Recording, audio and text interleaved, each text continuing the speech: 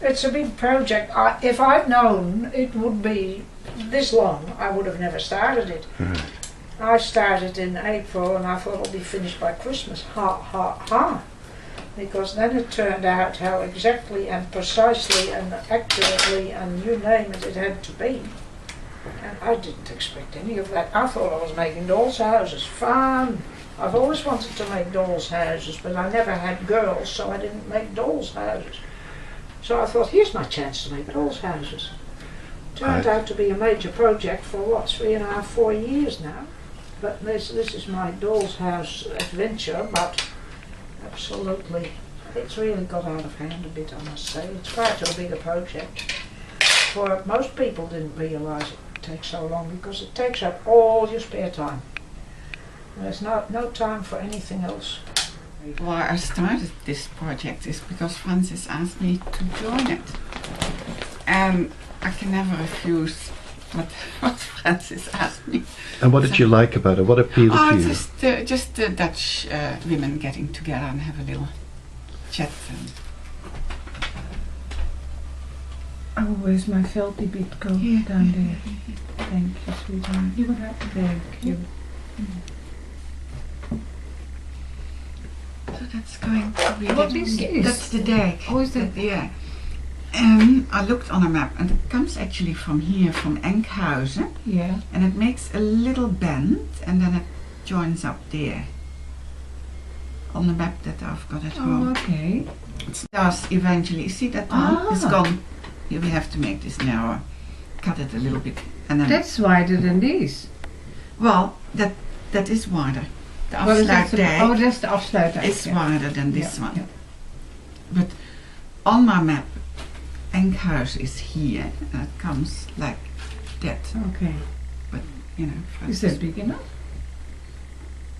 Oh, probably. Yeah. Yes, Yeah, well, we decided to start on Echoes from the Past because there's such an interest shown on the Odyssey project, and I needed to let people know a little bit more about the Dutch background and our culture. And so this is how this grew, and started off with just the costumes, and then from there it just grew and grew into the map and the shadow boxes, and we've got about 5 women working on the map, and I do the drawings for them and they do the research, and then they do the embroidery, including myself. We went and I dyed the background of the map of the different provinces.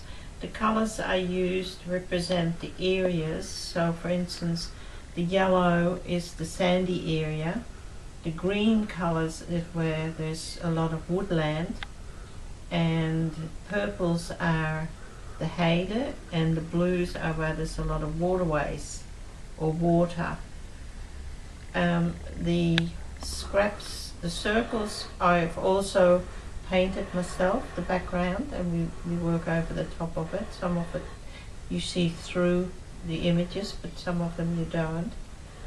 And the cording we do ourselves, that sort of divides the areas up and the provinces up, and links the images from one to another. Yeah, it looks great. It looks real homey, and that's how it would have been, you know. I think that looks good. But that desk was far too big. That desk was bigger than the bed. Twice as big. Look how big it is, bigger than the bed. So I felt it couldn't go in there. It was just silly to have such... She wouldn't have had such a big desk. All she had was a little table, according to the stories. Another table. We'll have to get another table.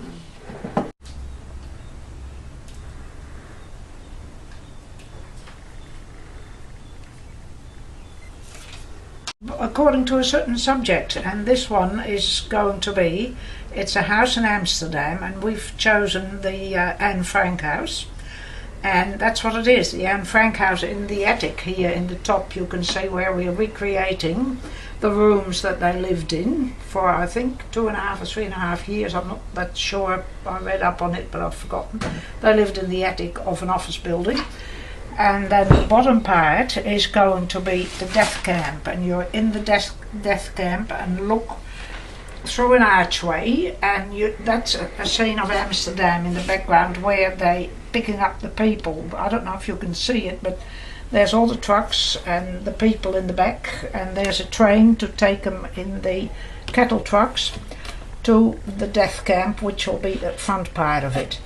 I've just made the sides here, which is like barbed wire, and then there'll be the archway going in front of that. You know, it's hard to show, but you look through that, and there it says Arbeit macht frei, which is the back of it, because you're in the camp. That's when you saw front in when you arrived, but now that you're in the camp, it's the backwards. Arbeit macht frei, that means you're going to a work camp, and that'll make you very, very happy and liberated. Ha, ha.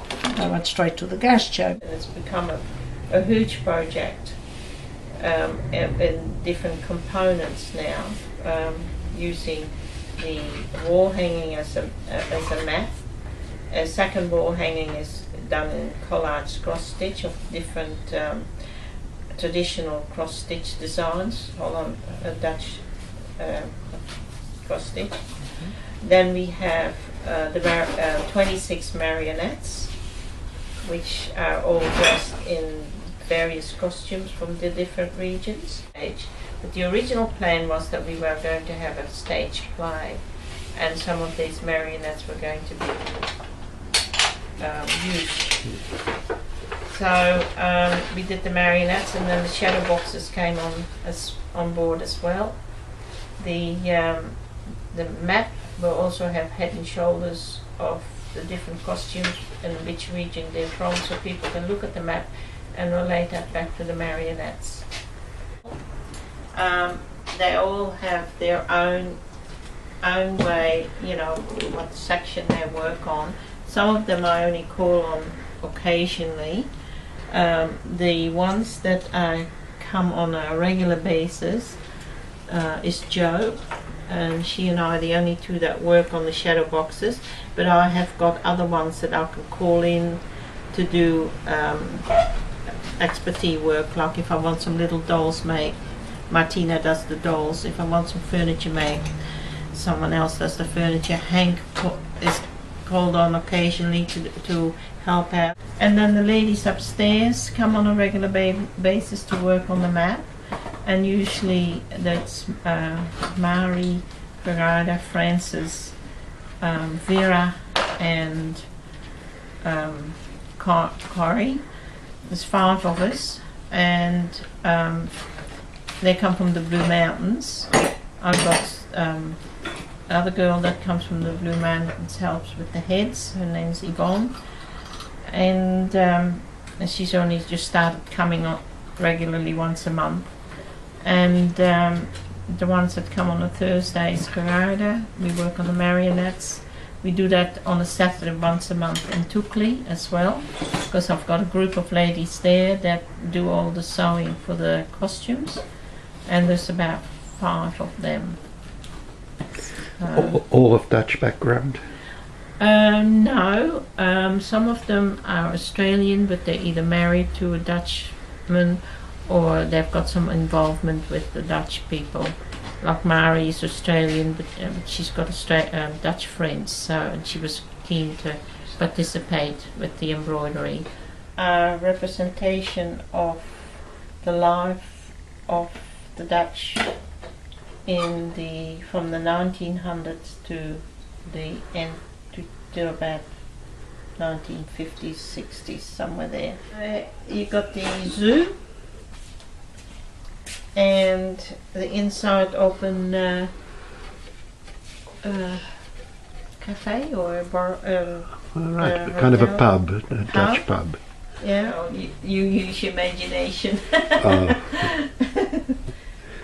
But we put a hex in there and the kaboutertjes and the princess and the prince, they live happily ever after.